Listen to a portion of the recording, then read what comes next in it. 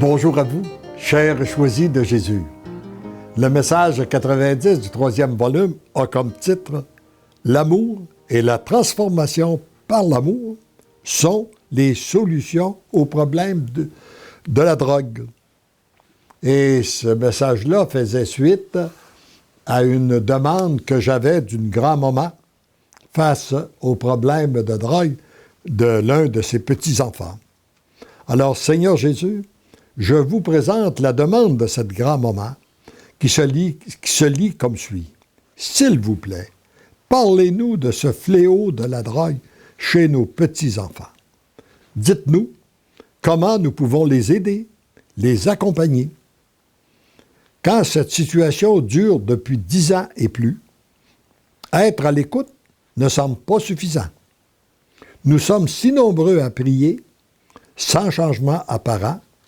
Vos livres sont la preuve vivante de l'amour du Père pour ses enfants.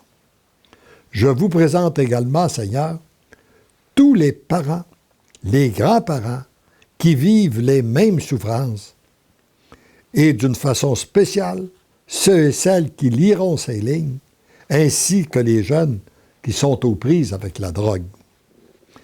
Merci d'entendre et d'exaucer cette pauvre prière. Je me place à votre écoute et je vous aime.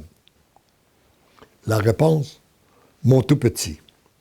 Les souffrances occasionnées par la consommation de la drogue sont énormes et très nombreuses aujourd'hui. Aucune personne, aucun groupe de personnes vivant présentement sur cette terre ne peuvent enrayer ce fléau sans une intervention divine. Rappelons-nous que ce n'est pas nous, c'est Dieu qui peut agir. Pour qu'il y ait intervention divine, il faut que Dieu ait l'entière liberté d'agir. Et cela se produit lorsque les personnes et les situations lui sont complètement abandonnées.